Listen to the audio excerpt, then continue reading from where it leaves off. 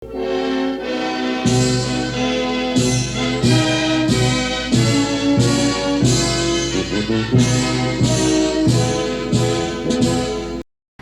pleasant day to everyone. Today marks the fourth commencement exercises of Quezon City Academy Foundation Incorporated with the theme, Strengthening the Quality of Education amid the COVID-19 pandemic. I am Mrs. Carmelita S. Ongoko, your Master of Ceremonies for today's program. I am honored to present to you the faculty, administrative staff, school officials of Quezon City Academy Foundation Incorporated, together with our honorable guest speaker.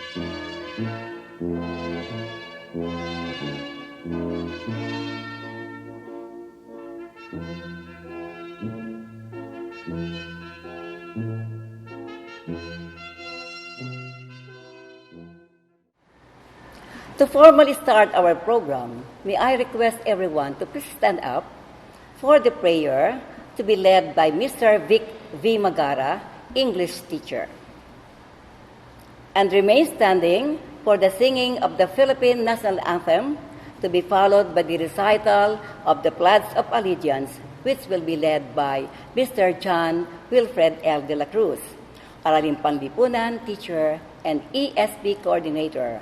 Once again, please all rise. In the name of the Father, and of the Son, and of the Holy Spirit. Amen. Dear Lord, our hearts are filled with gratitude for giving us this day, to unite as one and to celebrate the successful completion of academic year 2020-2021. We thank you for the life, our safety, and for all the blessings that you have showered upon us. Thank you for keeping your arms widely open to heal our hearts, minds, and spirit.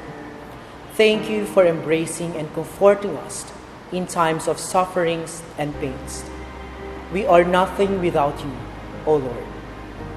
As we celebrate this memorable event in our lives, we also want to pray for those people whose hearts were broken, whose dreams were shattered into pieces, and whose families suffered from poverty and grief due to the unprecedented incident, which is the COVID-19 pandemic.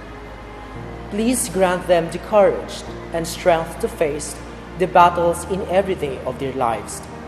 As we embark on our next journey, may you always remind us, each one of us, that there is not only the end of anything, but rather just a beginning of more blessings and successes ahead of us.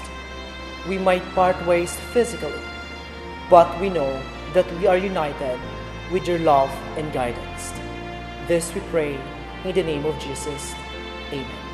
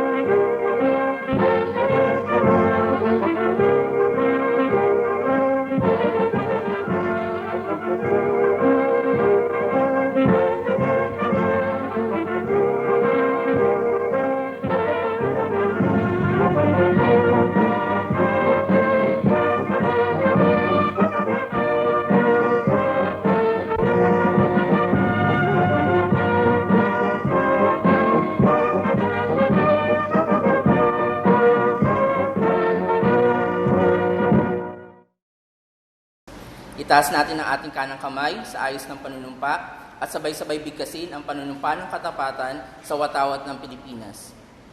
Ako ay Pilipino, buong katapatang nanunumpa sa watawat ng Pilipinas at sa bansang kanyang sinasagisag, ng may dangal, katarungan at kalayaan na pinakikilos ng sambayanang makadiyos, makakalikasan, makatao at makabansa. You may now take your seats. Despite the COVID-19 pandemic, the students of our academy were not hindered to succeed in all their endeavors, especially those students who led this year's graduating students. And so, at this juncture, I would like to call on our beloved school principal, Mrs. Vivian Ariano, to present the honor students of grade 12, batch 2021, to Mr. Carmelino P. Alvendia Jr., our ever-supportive chairman of the Board of Trustees.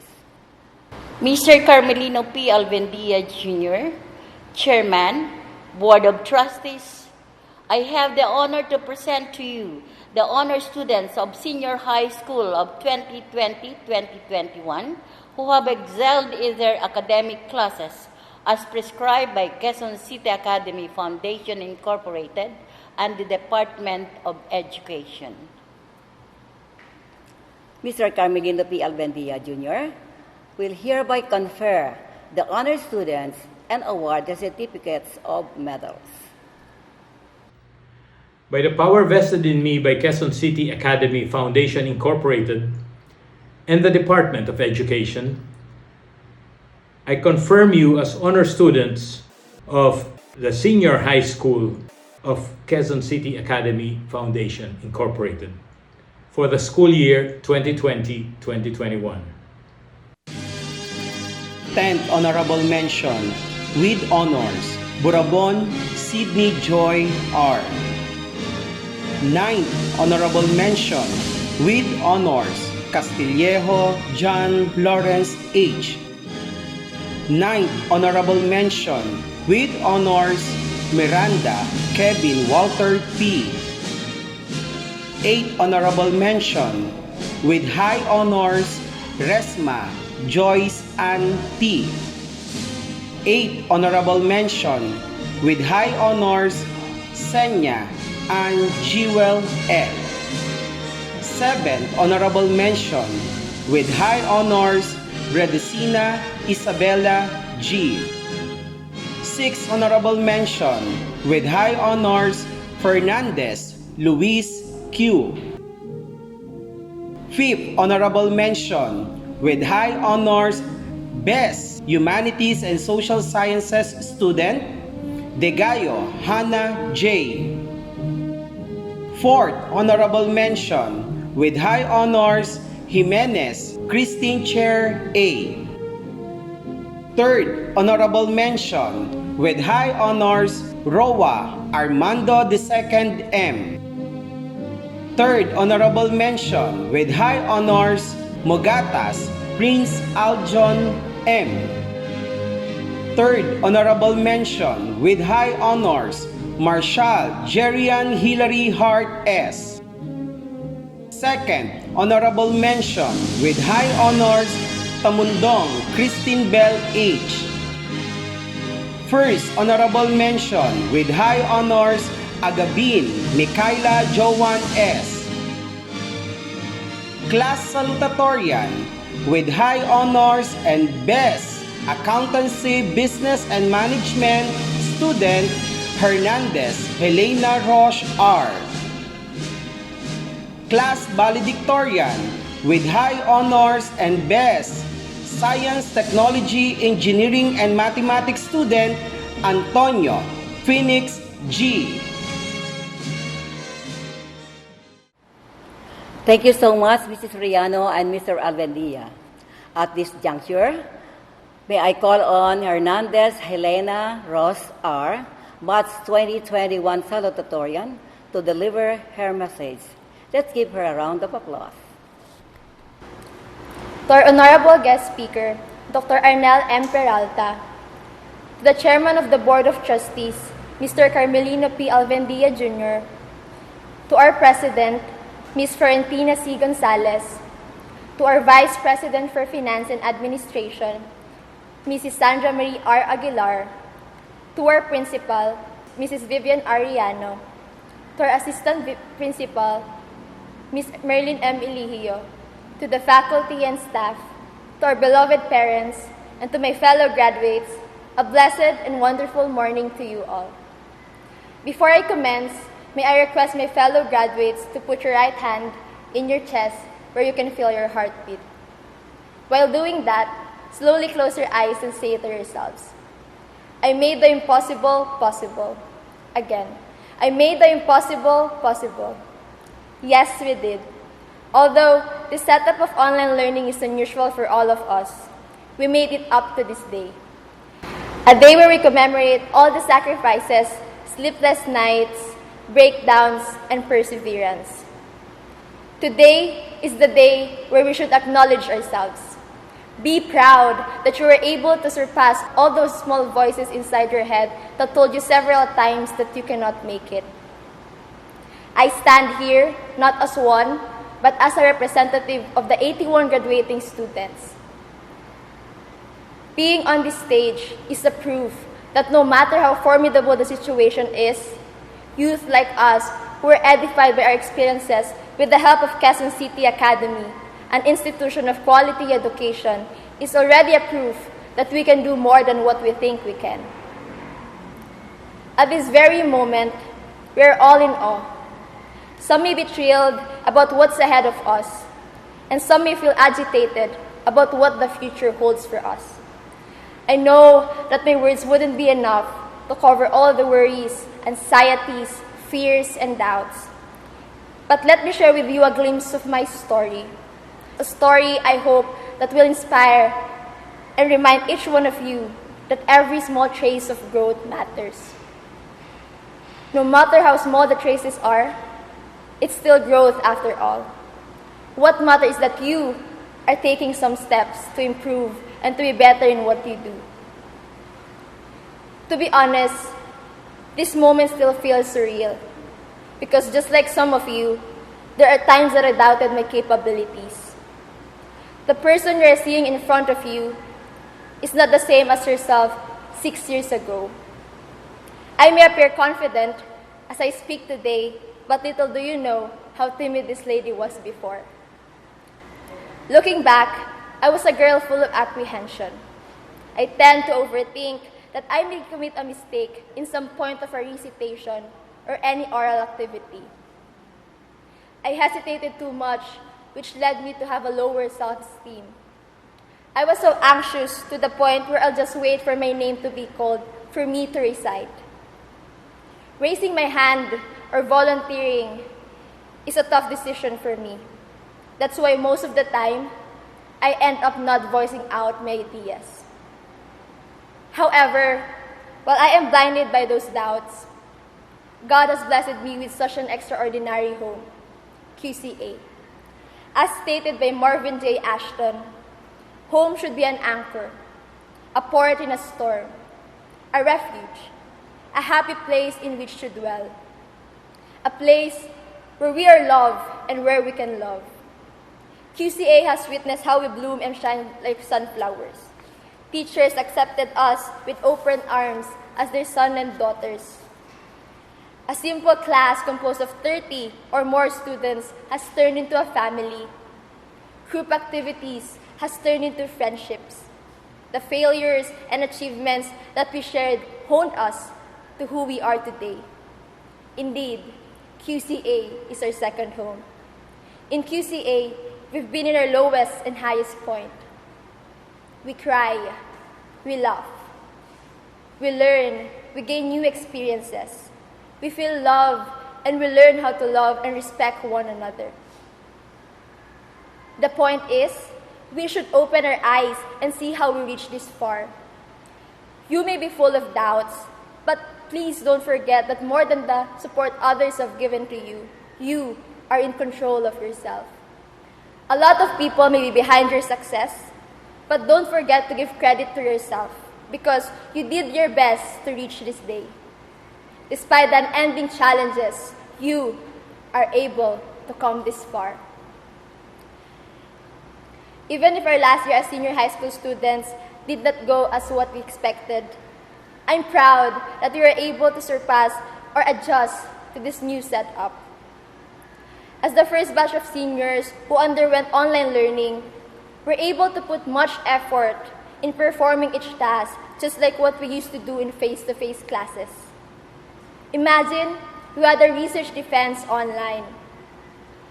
This graduation is a shred of evidence that nothing can stop an individual who has a strong vision of his or her goals. No matter impossible things may seem, it can be possible for someone who believes. Now that we're about to enter a new chapter in our lives, may all the experiences and memories we impart serve as an inspiration to strive to be at our best in our next journey. There will be a lot of changes in the new environment we're about to enter, but may we bring all the morals, values, learnings, and disciplines that our alma mater imparted to us. As I'm about to end this speech, I want to take this opportunity to honor the people behind my success. To my Mom Michelle and Daddy Rod, for setting aside their own desires just to provide for me and Hilesa. More than that, I am very much grateful for the unending support and love starting from the very beginning of my journey up until this day as I continue to reach for my goals.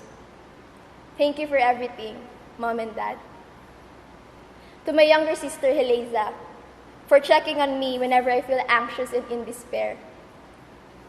For my grandparents that up until this day entirely give some advice that serve as my daily inspiration and motivation. Also, for their unconditional love despite my shortcomings as their granddaughter.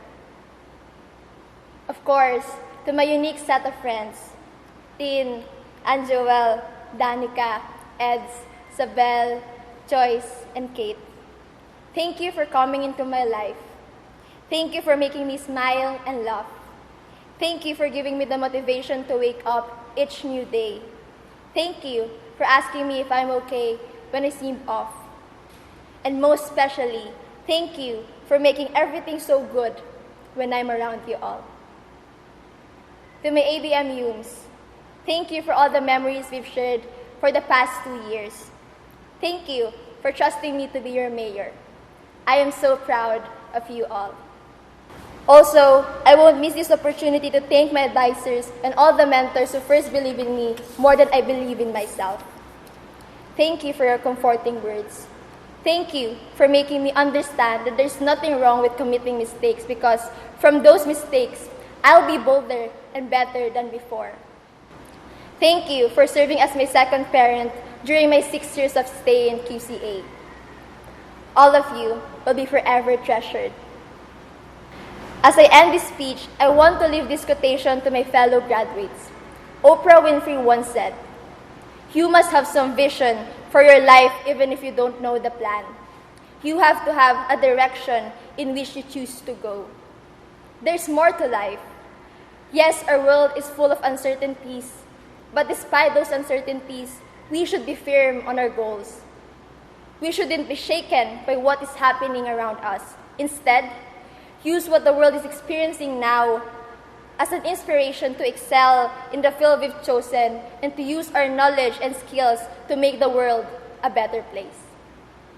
May we allow God to use us as His instrument to spread love, knowledge, and goodness. Once again, congratulations, Batch 2021. God bless us all. Thank you very much, Helena, for that very inspiring message for your fellow graduates. Truly, these students deserve to celebrate and be proud of themselves because they have reached this remarkable milestone of their lives. Once again, thank you very much, Helena. Now, may I call on this batch valedictorian, Phoenix G. Antonio, to deliver her address to her fellow graduates. A big hand for Phoenix. School administrators, faculty members, fellow graduates, family, friends, and guests, a pleasant day to all of you. The distinguished philosopher Lao Tzu once said, "A journey of 1,000 miles begins with a single step." But this school year, we couldn't even take a single step outside of our own homes, and yet, what a great journey it was for all of us. Evidently, being the first batch to spend the entire academic year online came with unique experiences and struggles. 10 months. 10 months of Google Meets and video call meetings instead of face-to-face ones. 10 months of Google Classroom instead of being inside a real classroom with our classmates. And even 10 months of virtual hugs instead of physical ones. We lost our chance to have retreats, school performances, work immersion experiences, the prom, and graduation ball. On the flip side, I think none of us ever envisioned that we would be able to experience swimming in the air, or that we would have a virtual debate about which one between Banal na Aso and Santong Caballo is holier. Most of us have been together for quite a long time already and perhaps feel some sadness that our last year as QCA high school students cannot be spent together physically. I, however, just transferred last school year, making it the only opportunity to make memories with my classmates. I stepped into the grade 11 classroom not knowing a single soul, but I have never felt more welcomed like family. Even being given the nickname STEM Bunso for being the youngest in our class. I believe that I speak for everyone when I say that nothing beats the good times we had pre-pandemic. Our quick chats and jamming sessions, our simple yet wonderful surprise celebrations, our camaraderie both in academic events and casual moments. All of these feel like the good old times, as they say.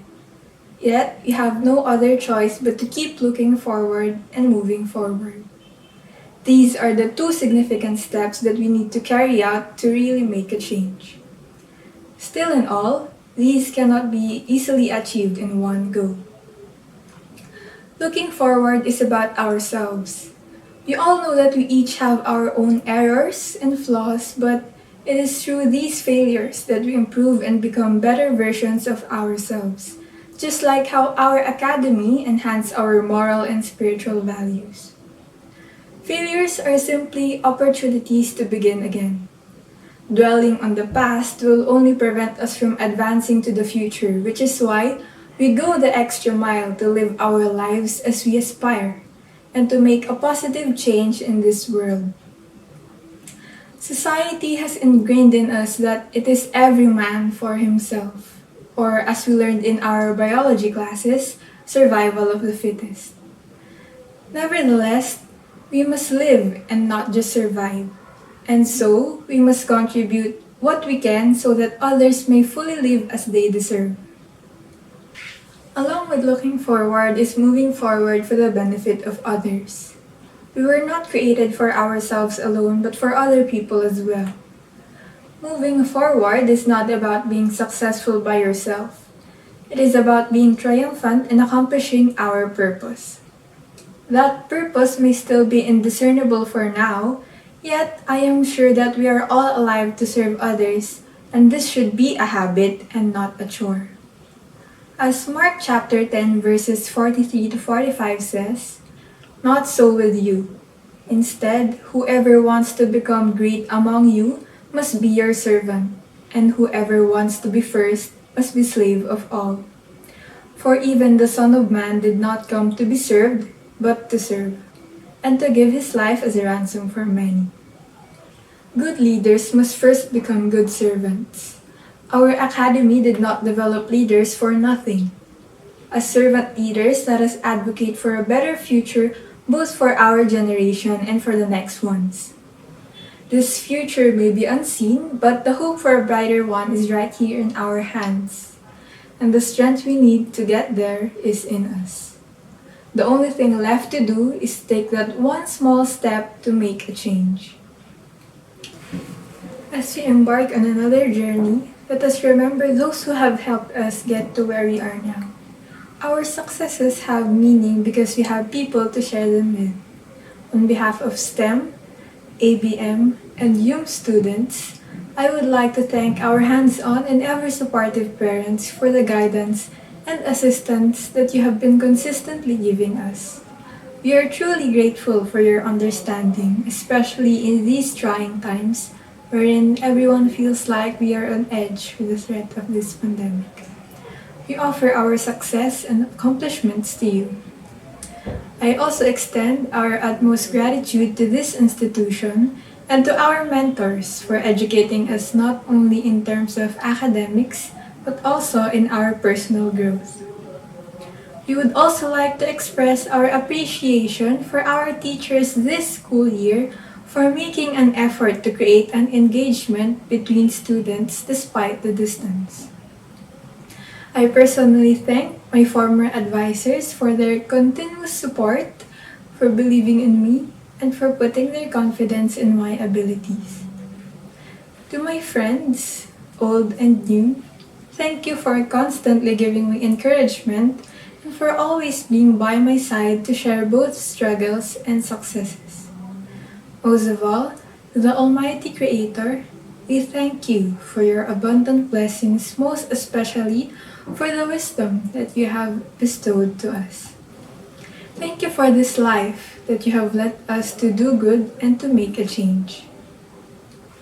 Truly, this school year has been a very vast ocean of adventures, experiences, and lessons.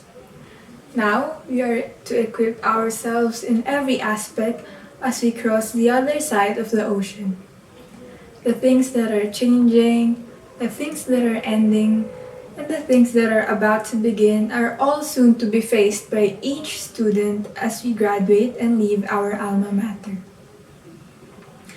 As we part ways, let me leave a quote from one of the most powerful Marvel heroes, Phoenix. "We come into the world alone and we leave the same way. The time we spend in between, time spent alive, sharing, learning together, is all that makes life worth living." My fellow graduates, as we all set forth on a new journey, may we all be victorious in our endeavors, and may we also enjoy the little detours to the fullest, because those are where we will find the things more important than what we want. Batch 2021, let us go beyond to live, lead, and make a change. Once again, good day and congratulations to all of us.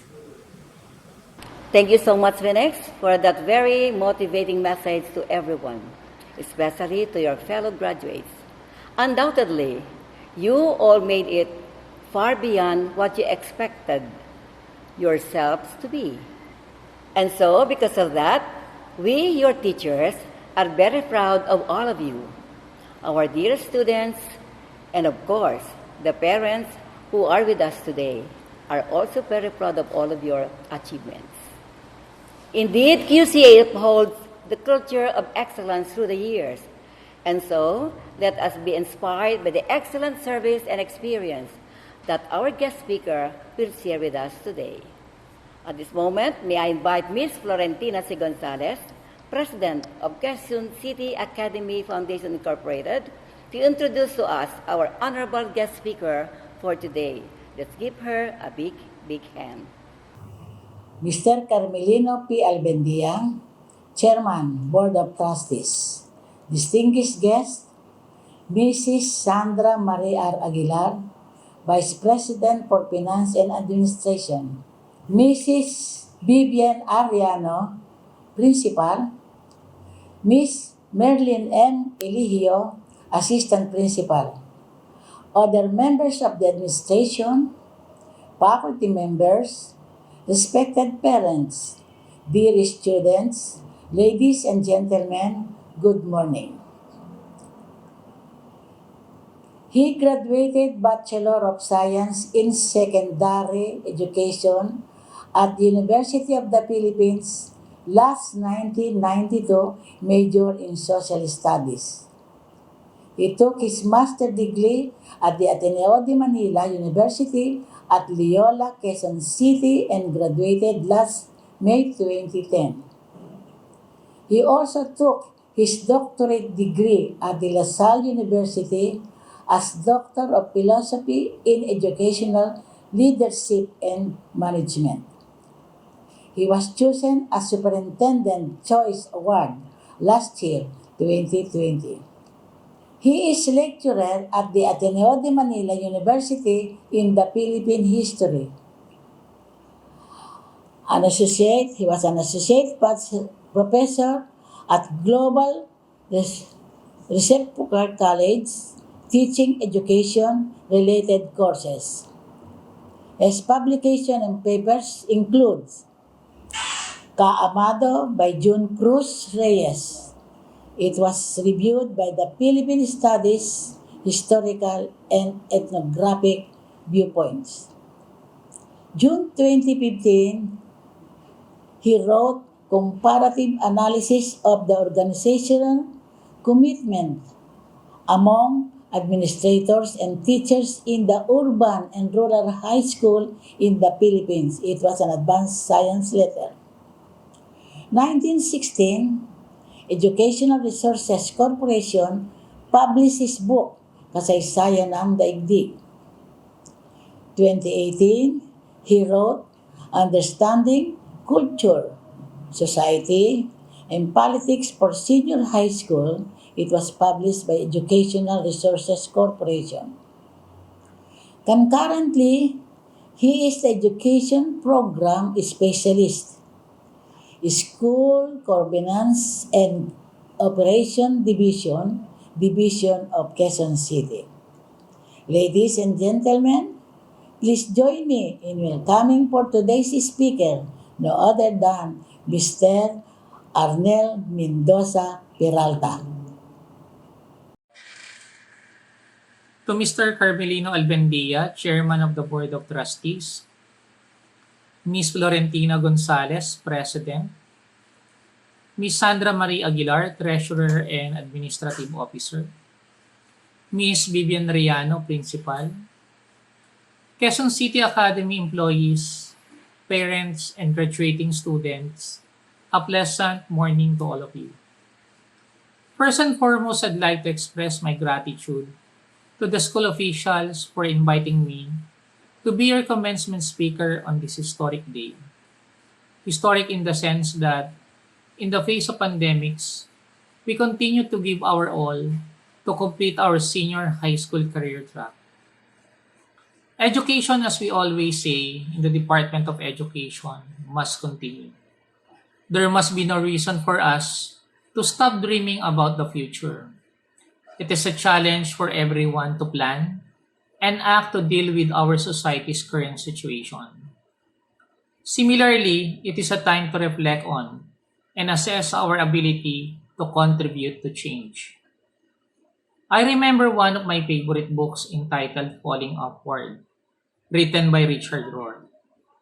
He emphasized that adversity, pain, doubt, sadness, loneliness, failure, and loss are all tests of our spiritual maturity. It is a test of how well we will understand the context of our lives on a broader and deeper level. Thus, what is happening right now is an opportunity for us to critically think about and prepare for the future. Let us, together with your parents, cultivate a positive attitude towards pandemic. We need to change the way we look at things. Recognize your grief and loss. It is not what you expected. Gratitude can help you refocus your attention. You can reframe the situation by naming the things you are grateful for. You may realize how fortunate you are and shift your focus away from what you have lost and towards what you have learned. With the vision of Quezon City Academy of providing education at the least cost and develop leaders in effective, creative, and productive communication, I believe you have acquired the knowledge, skills, and attitudes of graduates who are ready for global society. What we need now are responsible global citizens who will commit to action on a local and global scale in the interest of others across social, environmental, and political dimension. Hence, this individual will be actively involved in creating and maintaining a more humane and sustainable world on a local, national, and a global scale. In choosing your career, you need to be proactive. You must take the lead in actively preparing for unexpected changes in our society. You can keep up to date on the latest hiring trends and employment forecasts by using different media. Ideally, you should also participate in activities that allow you to improve your skills, develop your resilience as well. We can expect to face a variety of challenges throughout our careers. Resilience is our ability to anticipate, cope with, and recover from adversity. Finally, keep in touch with your parents. They will advise and support you as you choose your career. For Quezon City Academy, continue your mission of providing accessible, relevant, and quality education. A service of education that will prepare and develop our students for the new normal and globalization. According to Knowledge Matter, there are several methods for preparing our students. Number 1, prepare and inspire your students to learn new skills. Number 2, prepare students to align the short-term and long-term plans. And lastly, remind your students that anything can change in a year. I hope that this day serves as an inspiration for us to continue to see things in a positive light. People who succeed, according to Darren Donnelly, are not those who avoid failure. Rather, they are those who learn how to respond to failure with optimism. Thank you and a pleasant morning to all. Thank you very much, Dr. Arnel M. Peralta, for that very inspiring speech to our graduates. At this point, may I once again invite Mrs. Vivian Ariano, our school principal, to present the graduates of Senior High School Batch 2021 of Quezon City Academy Foundation, Incorporated.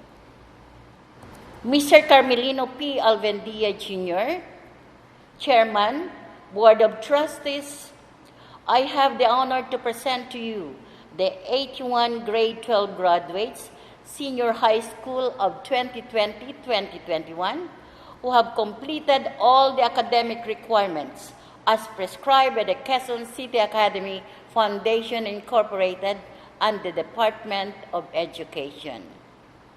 Mr. Carmelino P. Albendia Jr., Chairman of the Board of Trustees, will then confer the graduation.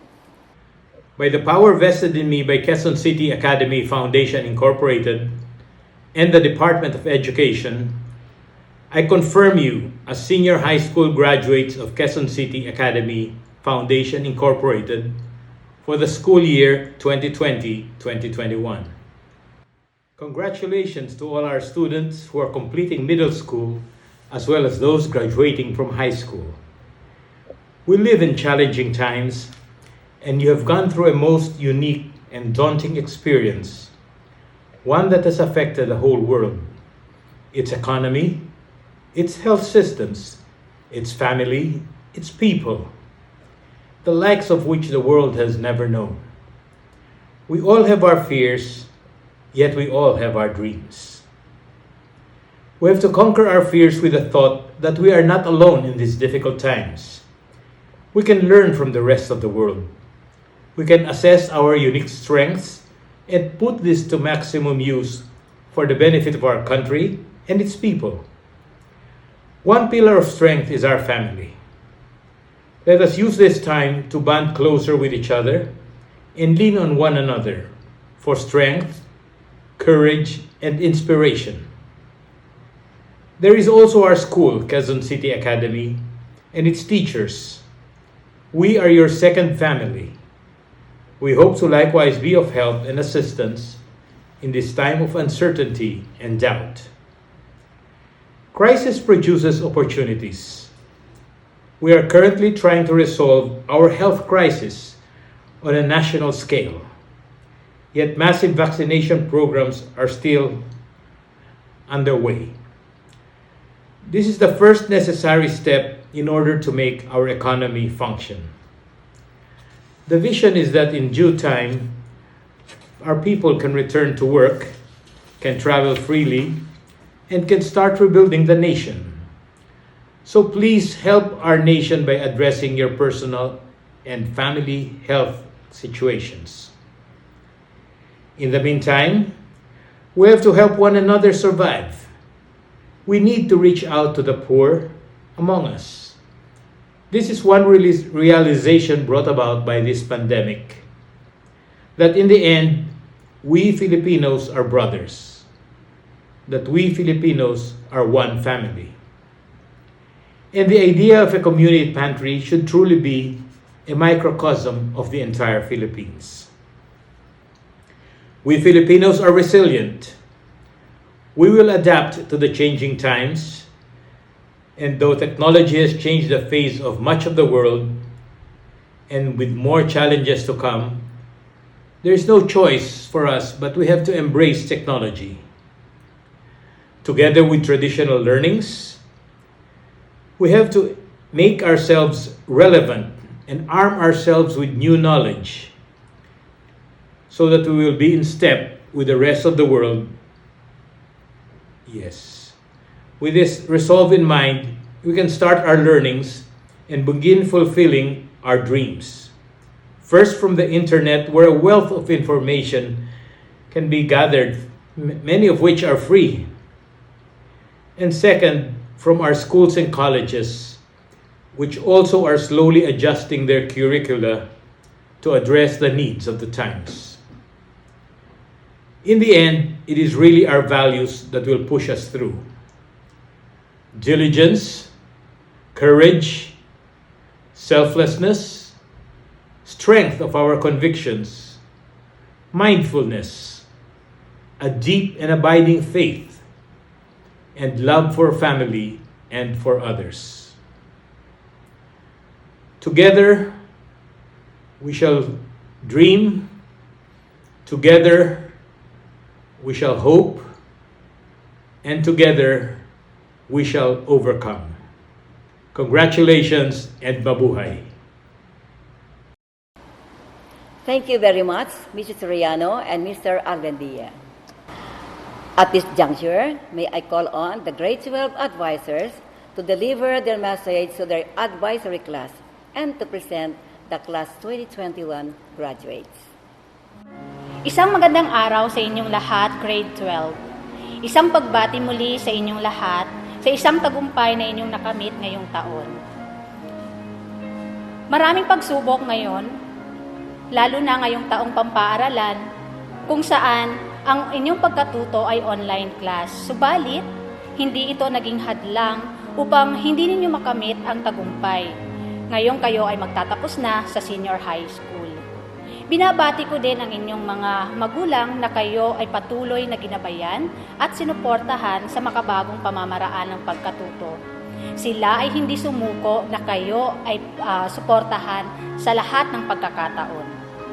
Salamat po sa inyo mga magulang at alam ko po na ang tagumpay ng inyong mga anak ay inyo rin pong tagumpay. Bilang tagapayo, ako ay lubos na nangihinayang na tayo ay hindi man lang nabigyan ng pagkakataon na mas makilala ng lubusan ang bawat isa. Subalit, alam ko na sa paglipas ng panahon, muli tayo ay mabibigyan ng isang pagkakataon upang magkasama-samang muli at mas makilala ang bawat isa at alam ko na sa panahong iyon, kayo ay mayroon ng mga karangalan. Looking forward po sa lahat ng magaganap sa inyo, grade 12 ABMUs, at alam ko po na after 6 years, kayo ay babalik sa QCA bilang mga golden laurels. At alam kong kayang-kaya niyo po iyan sa inyo pong pagpupursige at alam ko na kayang-kaya din po ninyo sa tulong din po ng inyong mga magulang.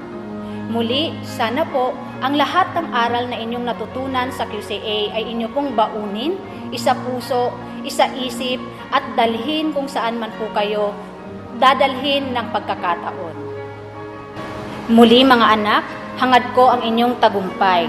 Naway maging matagumpay ang bawat isa sa inyo. At binabati ko kayong muli ng maligayang pagtatapos. Corpus Hans Lester D. with honors. Enriquez Andre Christopher E. with honors. Jimenez Jude Thomas S. with honors. Muñoz Mike Erickson C. with honors. Valdez Carl Benedict C. with honors. Vendiville Allen Bradley Y. with honors. Valleska Razel K. D. with honors. Besana Isabel B. with honors. Castillo Cristina Danica B. with honors. Henson Katrina May P. with honors. Hernandez Helena Roche R. with high honors, class salutatorian, best ABM student. Jimenez Christine Chair A. with high honors, 4th honorable mention. Pagdayunan Christine Eds M. with honors. Resma Joyce Ann T. with high honors, 8th honorable mention. Senya Ann Jewel L. with high honors, 8th honorable mention. Yu Alisa Joanne D.T. with honors. Bulawan Nolas Jehan A. Floresca Aaron Joshua M. with honors. Guevara Junior Antonino J. with honors. Season Charles Vincent A. with honors. De Gallo Hannah J. with high honors, 5th honorable mention, Best Humes Student. Pabales Carlene with honors. Maguliano Sophie Suyiling C with honors. Peralta Edslin G. Reyonico Christine Joy T with honors. Ronquillo Vanessa Nicole D with honors. Sagala Pauline R with honors. Villate Zia Kim D with honors. Sa haba-haba man ng online class, sa virtual graduation pa rin ang lalabas. Mahal kong grade 12 STEM A. Kayo ay tumatak na sa kasaysayan bilang mga kauna-unahang mag-aaral na magtatapos sa ilalim ng pandemyang ito at sa proseso ng online class. Alam kong hindi naging madali ang hinarap niyong mga problema. Pero ang mga magulang niyo ay tiyak na sinamahan kayo sa laban na to upang mapagtagumpayan ninyo ng mabuti at maayos ang inyong pag-aaral. Sabi nga nila, no pressure, no diamond. Walang success na nagagawa lamang sa loob ng isang gabi. At ang lahat ng pagod at paghihirap ninyo ay masasagot na sa bahaging ito. Kayo ang nanalo. Kayo ang nanalo sa laban na to at alam kong ang laban na ito ay pagpapatuloy nyo pa upang makamit ninyo ang pangarap ninyo sa buhay. Huwag kayong mag-alala. Nandito lang si Tatay para sa inyo. Sabi ko nga sa inyo, simula ng laban natin hanggang sa pagtatapos ninyo sa graduation, proud na proud ako sa inyo. Maraming salamat at mabuhay. Alsula, Patrick James B. with honors. Beltran, Clifford Clyde A. with honors. Cruz, Francis William I. with honors. Dagami, Lander Claude R. Fernandez, Luis Q. with high honors, 6th honorable mention. Fuerte, Benedict Bon C. with honors. Gaerlan, Jonathan M. Gutierrez, Jean B. Gutierrez, Jovan Howard A. with honors. Legaspi, Riniel G. with honors. Lopez, Don Gamaliel E. with honors.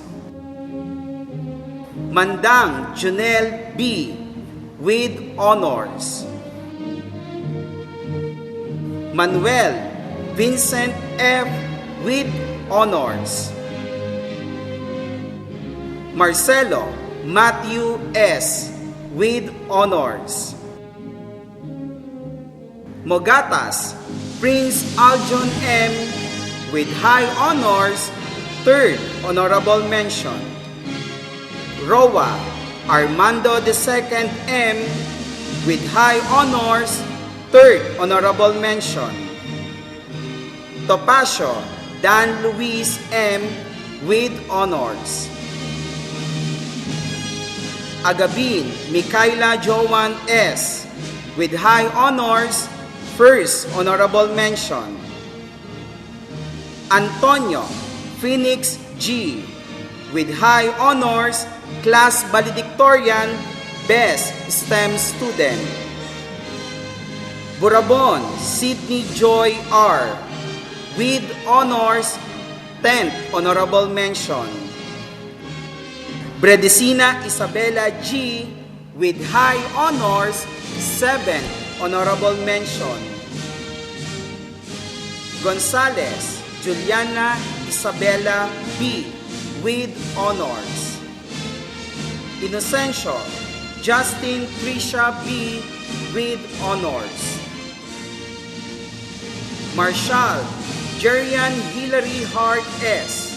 with high honors, 3rd honorable mention.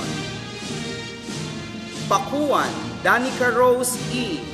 with honors.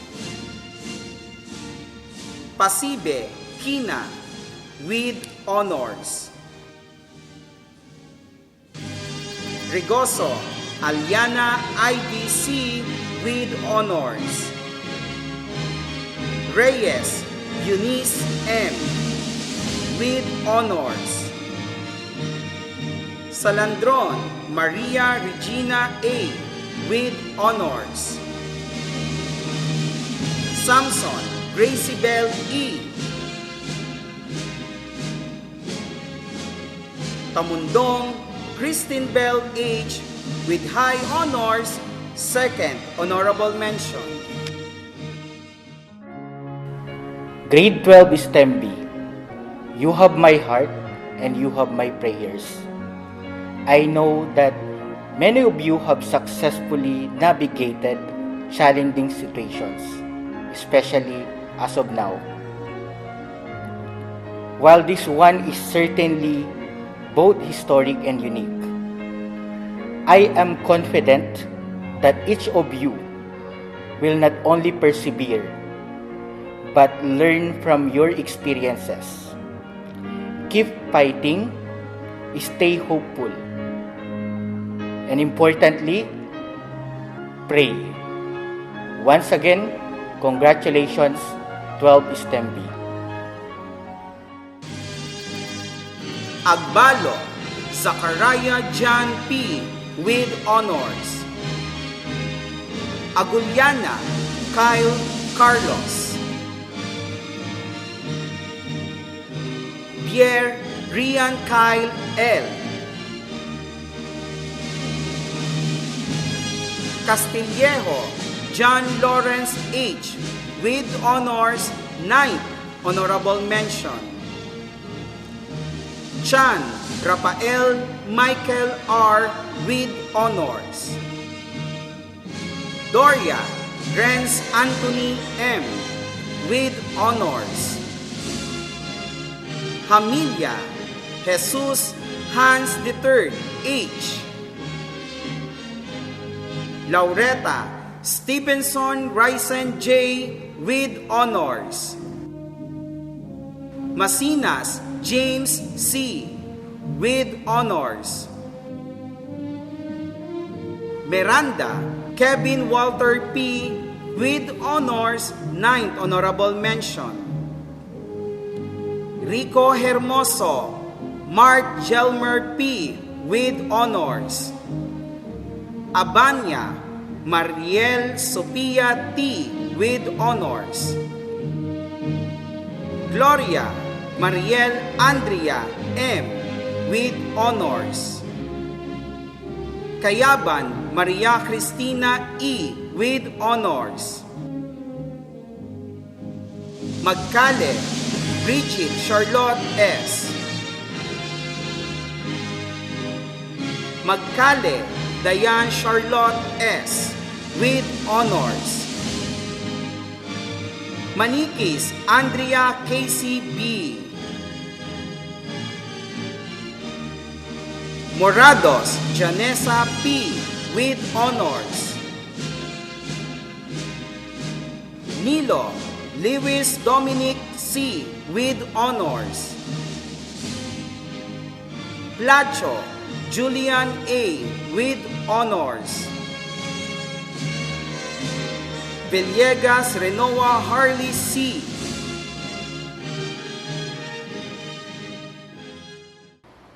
Congratulations, students. Once again, let us give a warm round of applause to the Batch 2021 graduates.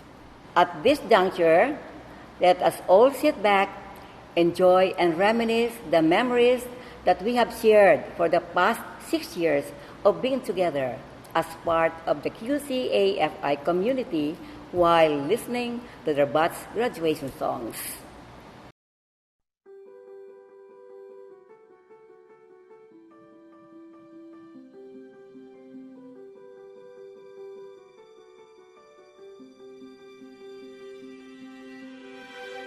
I close my eyes and I can see a world that's waiting up for me, that I call my own. Through the dark, through the door, through where no one's been before, but it feels like home. They can say it all sounds crazy. They can say I've lost my mind. I don't care, so call me crazy. We can live in a world that we design. 'Cause every night I lie in bed, the brightest colors fill my head. A million dreams are keeping me awake. I think of what the world could be, a vision of the one I see. A million dreams is all it's gonna take. Oh, a million dreams for the world we're gonna make.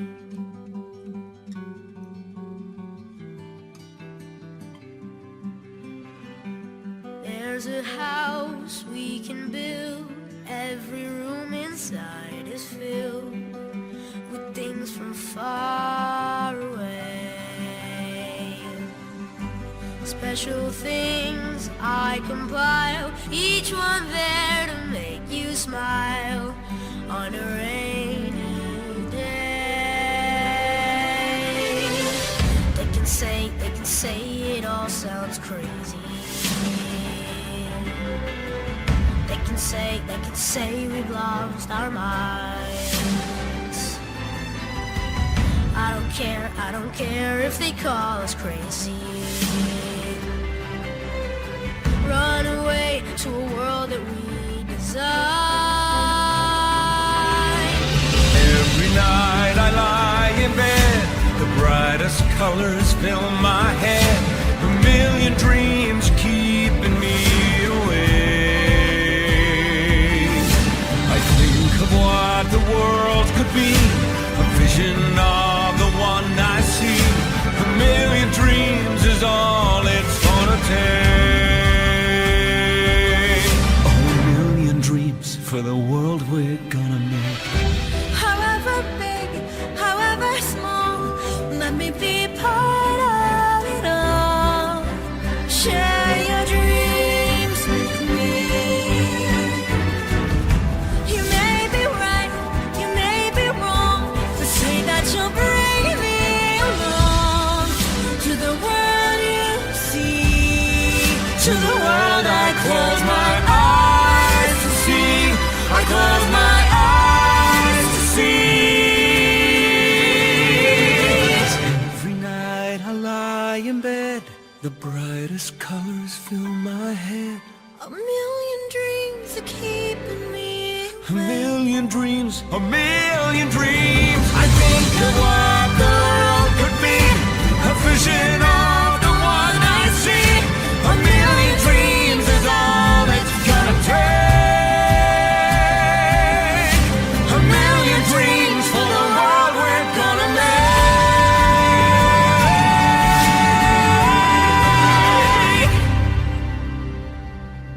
For the world we're gonna make.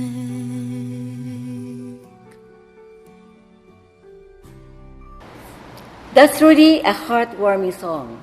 These memories are indeed the things that these students will love to look back or even after they exit the big gates of Quezon City Academy.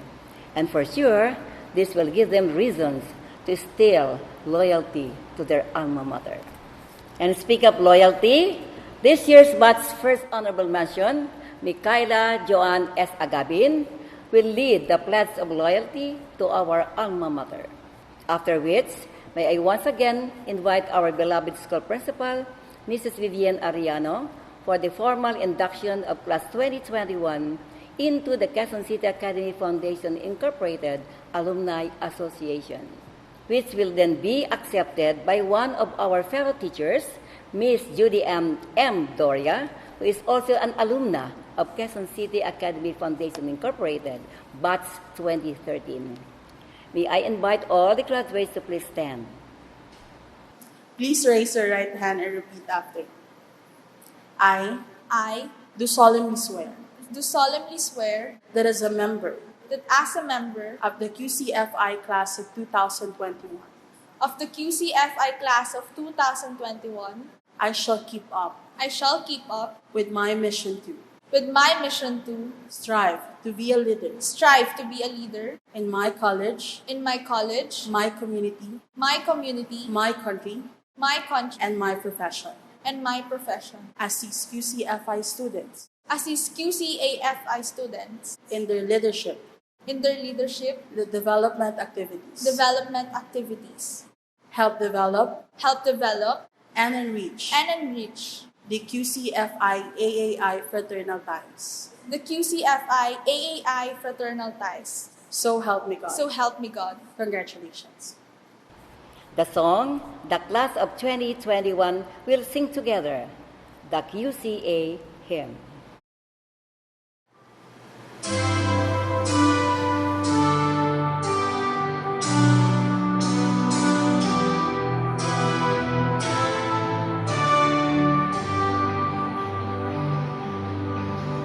There's no other school like UCA, where the youths are trained so well to glorify our family, our country dear and God Almighty. Oh, UC Academy, in the name we live and strive, and golden laurels of victory shall offer thee.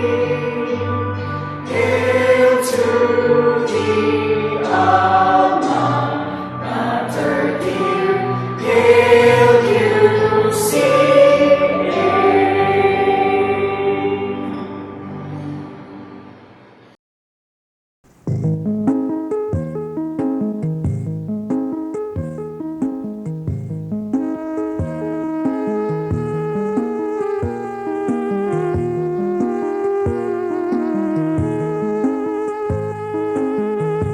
Walang nalalabi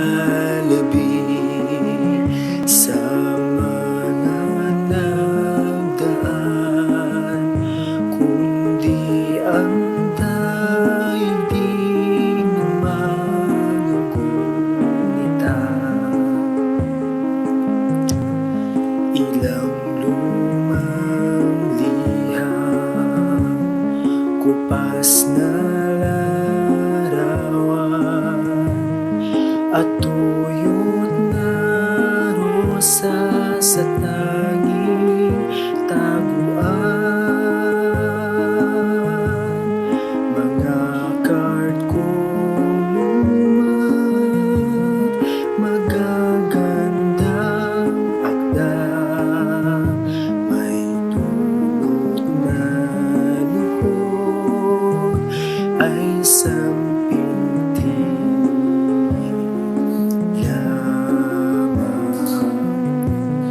kasunod na'y luha at panghihinayang sa nagdaang araw ng ating samahan. Kaya't paalam na, kaibig at sa 6 na taon ay bahagi ng pusong ating pagsasamay.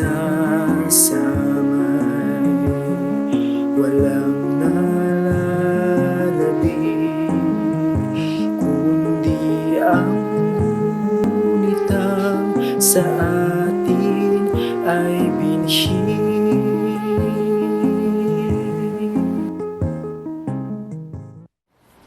Once again, I'm Mrs. Carmelita S. Ongoko, and this has been the 4th commencement exercises of Quezon City Academy Foundation Incorporated. Congratulations and mabuhay!